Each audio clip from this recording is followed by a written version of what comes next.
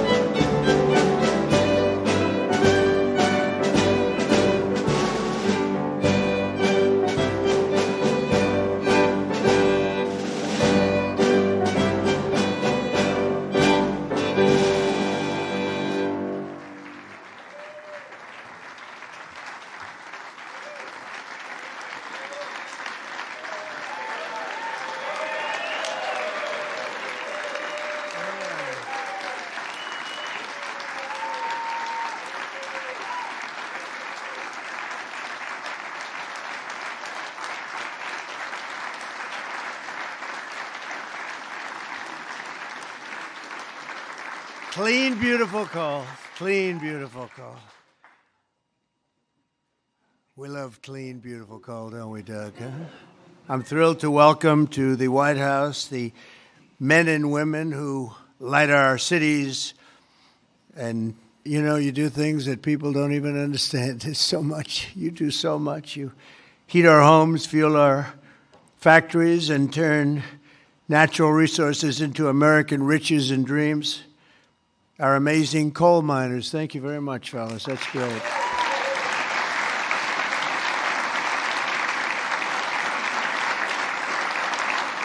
And I know you well. I know you well. I think I get about 97% of your vote. And you wouldn't want to do anything else. You wouldn't switch with a guy who had a beautiful penthouse apartment on Fifth Avenue. You wouldn't switch with that was me. I had a nice, easy life. And now I decided to do this. But you know what? We just hit the highest price in the history of the stock market, $50,000. And a lot of people are getting rich with your 401ks and everything else. So our country is back. We have the hottest country anywhere in the world. So it's pretty cool, right? So I want to just tell you, I really appreciate you being here. You're special people. You got mistreated very badly for a long period of time.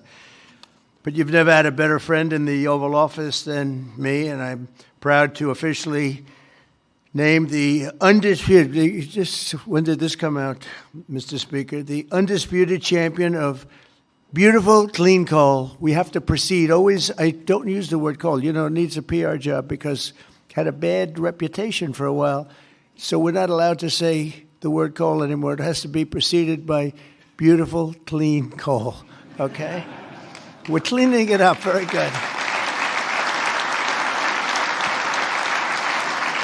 And we're delighted to be joined by Secretary Doug Burgum, who's done a fantastic job from the great coal mining state of North Dakota. And thanks as well to Speaker of the House, Mike Johnson, a fantastic guy who's doing a great job. Thank you, Mike. EPA Administrator Lee Zeldin. He's our secret weapon. He's getting those approvals done in record-setting time. True. Great Senators John Barrasso and Jim Justice. Thank you very much for being here. Hi, Jim. Been a long time, Jim. You're looking good. Shelley Moore Capito. Thank you, Shelley. Thank you very much, darling. Marsha Blackburn, Bill Hagerty, Ted Budd, John Husted, Bernie Moreno, and David McCormick, all here, great senators, every one of them, great senators, representatives of the House, Jim Baird, Troy Balderson, Andy Barr, Dave Taylor, Warren Davidson, Troy Downing, Morgan Griffith, Brett Guthrie, Harriet Hageman, Mike Kelly, Dan Muser, Scott Perry, Carol Miller, Dana Harshberger, and Riley Moore. Boy, that's a good group of people. We have some others in here, too, and I'm not going to say it's just too many. Don't get angry at me. I'll never get their vote again. It's very dangerous. I also want to thank the president of the Washington Coal Club, Michael Day, CEO of the National Mining Association, Richard Nolan, along with many of the greatest business leaders in this powerful industry and a great industry it is. But of course, the most important people here today are those who get their hands a little bit dirty to keep America running at full speed, our frontline coal workers. And I'm pleased to report that in the first year of my presidency, real wages for the typical miner increased by more than $2,200. I'd say that's pretty good, right?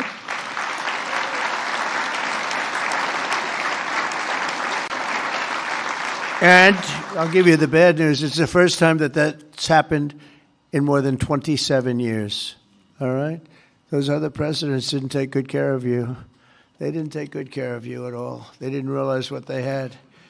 The last time many of us were together, I signed a historic executive order to ensure that America's beautiful, clean coal plants would keep running when we need it most, and that's 24 hours a day in rain, sleet, and snow. You know, coal can operate when other substances can't.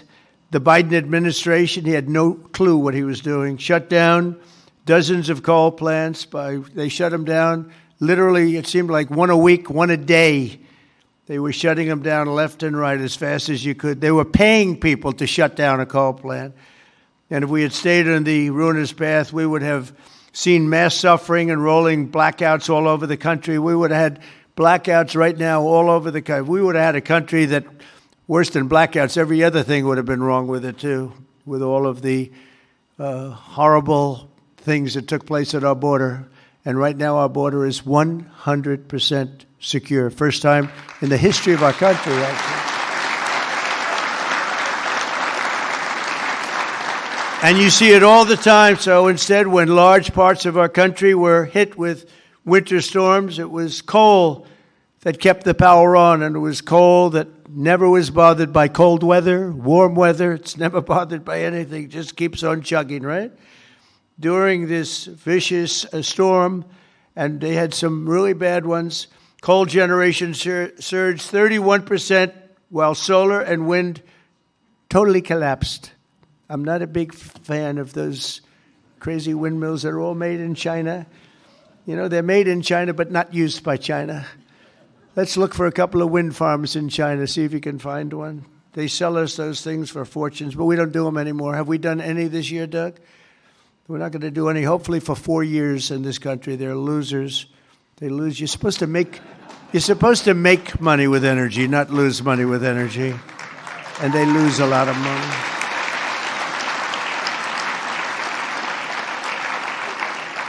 And by the way, they're all over Europe. And, you know, I was recently there, and it's not recognizable what they've done to their beautiful fields and those beautiful, beautiful scenic areas. And they put those wind turbines all over the place, and they're chugging, not doing a damn thing except every time it goes around, it loses a fortune. It's horrible. They've lost their way. Not recognizable. And then I wonder why they don't like me over there. But you know who likes me over there? The people like me over there, I can tell you, because they know I'm right. More than 200 million Americans across 35 states were impacted by the storm, and the only reason most were able to take a hot shower was thanks to the power provided by the most reliable, dependable form of energy that we have, and that's clean, beautiful coal. Biden and the radical left wanted to abolish coal. They did everything they could, everything possible. But on day one of this administration, I ended the war on coal. We terminated the Green New Scam, and we withdrew from the unfair, one-sided Paris Climate Accord. That was another beauty we had. We paid $1 trillion. Nobody else had to pay 10 cents. Already I've saved 74 coal power plants from crushing restrictions and closures that would have been forced to shut down in the very immediate future. And today I'm proud to announce that the Tennessee Valley Authority is taking action to save 2 major coal plants in Tennessee. Tennessee Valley Authority.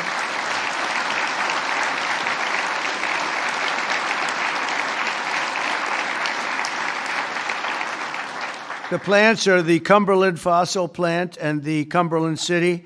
It's in Cumberland City. It's a big, beautiful thing that they just wanted to shut down. You know, the Tennessee Valley Authority has gone in a very stupid, very bad direction. The head of it, it's considered sort of semi-private. It's supposed to be semi-public, but it's semi-private. It's the highest paid government-type official in history. I think they pay them $10 million a year. They're paying them $10 million. I think the Speaker of the House wants to resign and head the Tennessee Valley Authority. And he could do a much better job, I can tell you that. Is that right, Doug? They pay him $10 million a year. Can you believe it? Well, Trump is on the scene now. We're going to make his life miserable. $10 million. I wonder what he got before he got that job. Probably making $150,000, right? And the Kingston Fossil Plant in Harriman, Tennessee. So they're going to remain open, and they're going to be vibrant. They're going to be improved, built up, and continue to do all the things that they do. These 2 plants were slated for termination, but we're going to save over 450 jobs by keeping them going and going strong. In addition, I'm directing the Department of Energy to issue funds to coal plants in West Virginia, Ohio, North Carolina, and Kentucky to keep them online and keep those plants open. Right, Jim?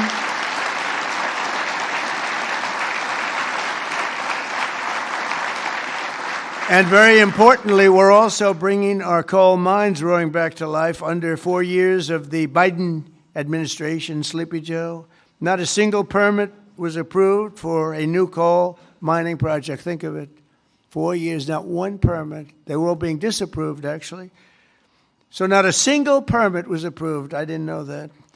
But in 1 year of Trump, we've already approved over 70 permits for very big, very powerful mines that are going to be with us for many, many years to come. And we did that over the last 30 days. We did more than half of them because we have the system going now. It's a very reliable source, great source. If you look at some of the most prosperous places in the world, they run on coal. Since I took office, coal production is up by nearly 4 million tons a month after falling for decades. I mean, literally decades. Coal power generation is up by nearly 15% in my first year, and that number is going to be about 25 or 30% this coming year at least. These pro-American energy policies are bringing energy prices way down. You see what's happening even with gasoline. I was in Iowa last week, and it was $1.85 a gallon. And many of them are $1.99 and $1.91 I saw. We have them under $2 a gallon now. A little while ago, just a year and a half ago, they were at $3.50, $4, $4.50. In California, $7 because of its crazy taxes. Coal is one of the lowest price energy sources, and it's probably considered by almost everybody to be the most reliable. It requires no subsidies because you make money with coal. More coal means lower cost and more money in the pocket of the American citizens and in the pocket, frankly, of the United States of America. That's not bad. Every once in a while, we have to take care of our country, right? With us today is Kayla Blackford, who drives a haul truck at Bear Run Mine in Dugger, Indiana. Great state. We love Indiana. I only like states that are one so big, you know. I want to pick no, I like them all. Where she has worked for 5 years, and she's joined by her wonderful husband, Eric, who also works at the mine, and their really incredible son, Isaac. And Kayla, if you could come forward, I'd like to just have you say a few words, please. Come on up. Where's Kayla? Kayla? Oh, hi, Kayla.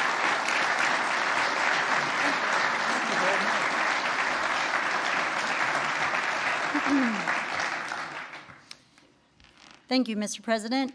As he said, my name is Kayla Blackford, and I am so proud and honored to be here today representing Peabody and coal miners across this country.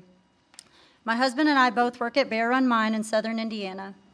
I drive a haul truck, and I train others on this large piece of equipment. A haul truck is used to move rock or coal and is capable of carrying loads of nearly 250 tons. The tires are 12 feet tall. When I stand next to one, I barely reach the middle of the tire. It's the best job I've ever had, and not just because of the cool mom points I get for driving big equipment. My job supports my family. It supports our community, and it keeps the lights on and electricity affordable, not just in Indiana, but across the country. As demand increases and our lives become increasingly electrified, America needs to generate more electricity, not less. For years, coal miners have felt the weight of policies that made our future uncertain. Over the past year, that weight has begun to lift. My son, Isaac, who's here today,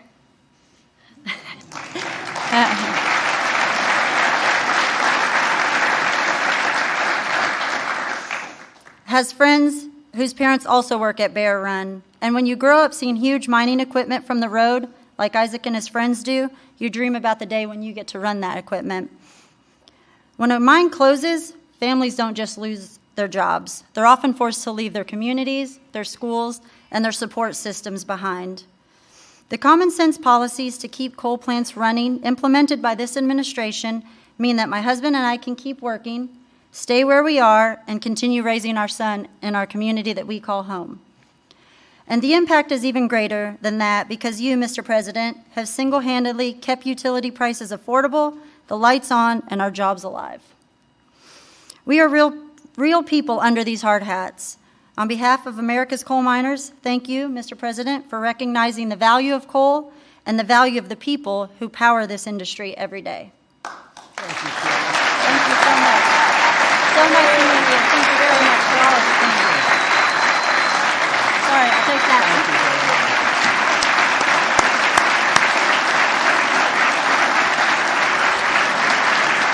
Job.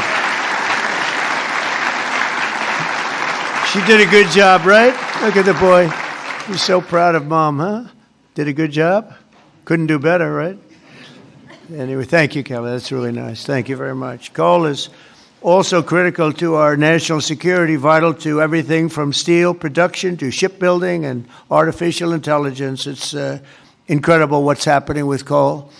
And it's also incredible how clean they're able to keep it now with all of the new techniques. By using it, they're able to do things environmentally that are amazing. You see that.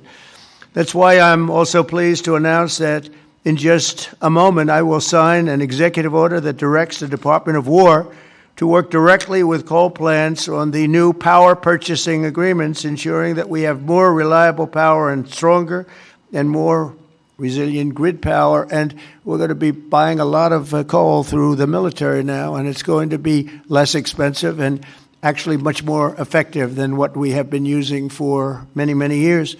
And again, with the environmental progress that's been made on coal, it's going to be just as clean. As some of you may know today, February 11th is Thomas Edison's birthday.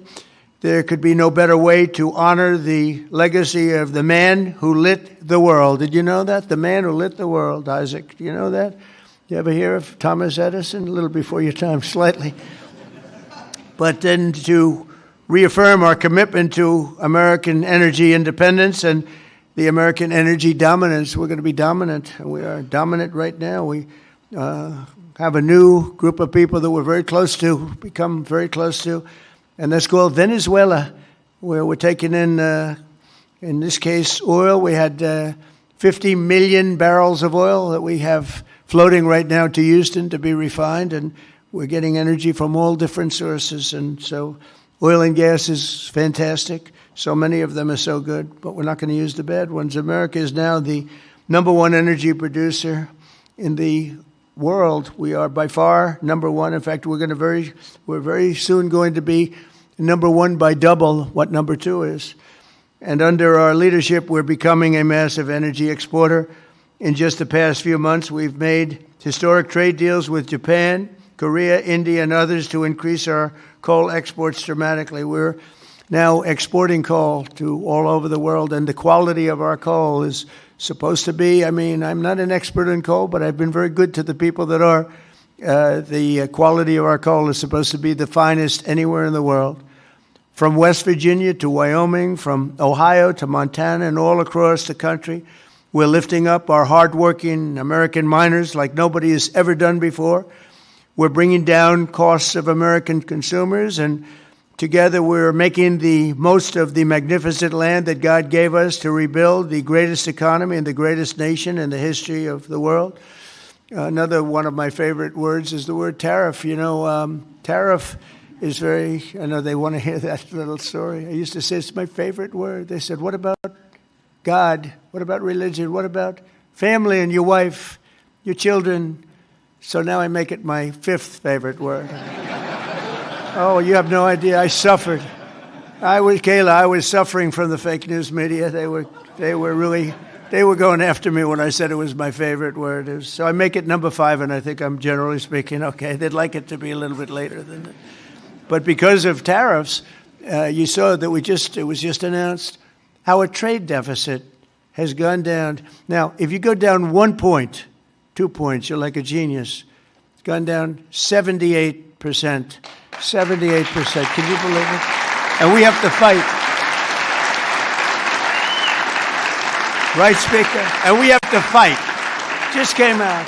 Everyone's saying, that can't be right. 78% reduction in our trade deficit. And next year, we're going to be positive if we keep it all going. We're waiting for a very important decision from the Supreme Court. But I want to thank the speakers here because you have fought with me. You got it very early. Now almost everybody's getting it. But it's numbers that we've never seen. The other thing is 7,000 on the S&P, and very importantly, 50,000 yesterday. 50,000 we broke on the Dow. And if you remember, when I won, they said if he could ever produce 50,000 by the end of his fourth term, by the end of his fourth year, it would be unbelievably successful. Well, we produced 50,000 in excess now, went up today, in excess of 50,000 at the end of my first year. So that's some difference. And that's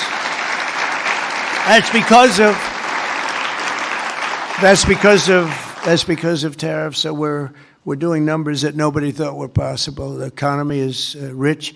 I tell the story that in Saudi Arabia, the king said, you know, sir, a year and a half ago, we were all saying you were a dead country, and now you have the hottest country anywhere in the world. That's true. We're the hottest country anywhere in the world, and a lot of reasons.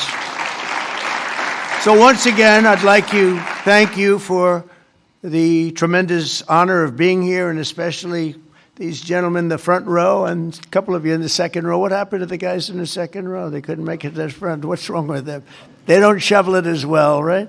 But I want to thank you and invite the chairman of our National Coal Council, Peabody Energy CEO, which is a great company, by the way, Jim Grech, to come up and say a few words. Please, Jim. Thank you very much.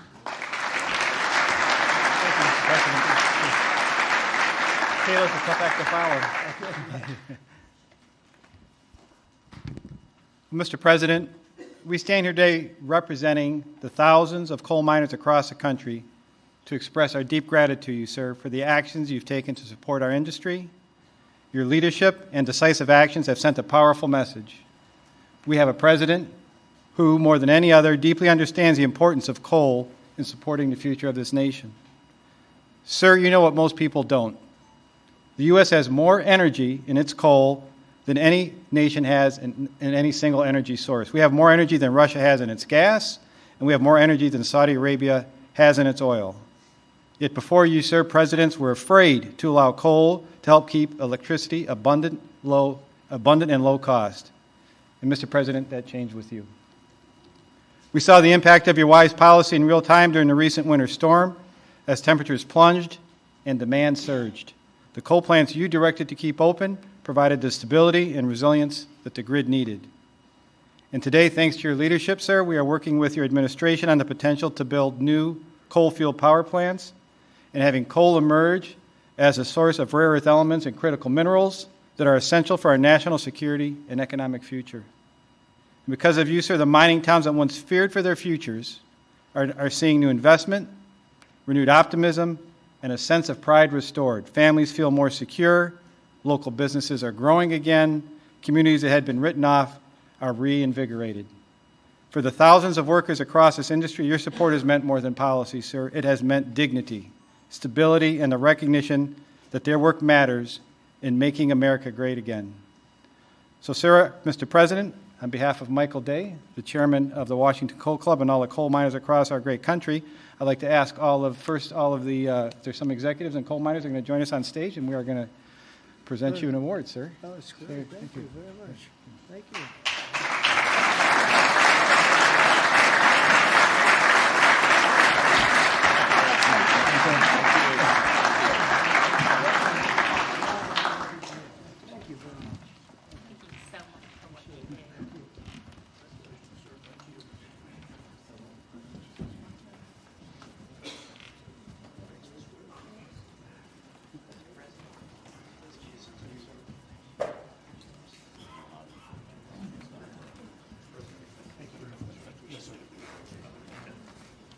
Thank you, fellas, very much. Sir, to show our appreciation, the trophy says the undisputed champion of beautiful, clean coal. Thank you, sir.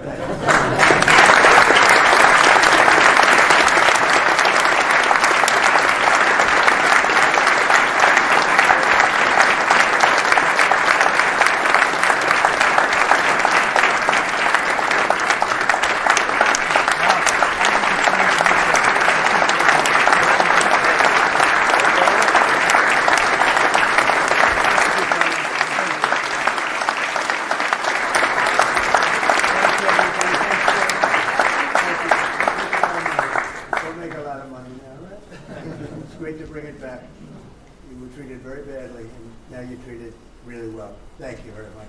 Thank you, everybody, very much. Appreciate it. Keep it going.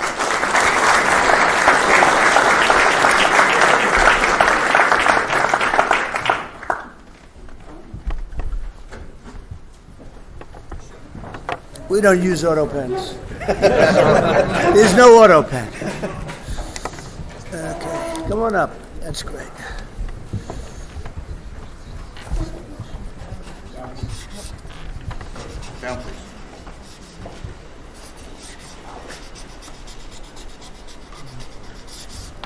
Okay. Here you go, fellas. Take these. Take these.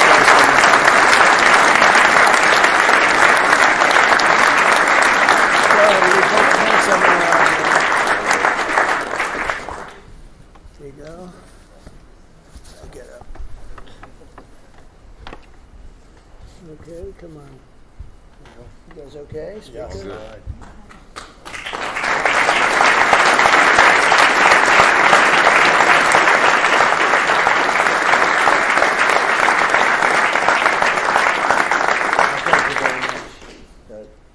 Thank you very much.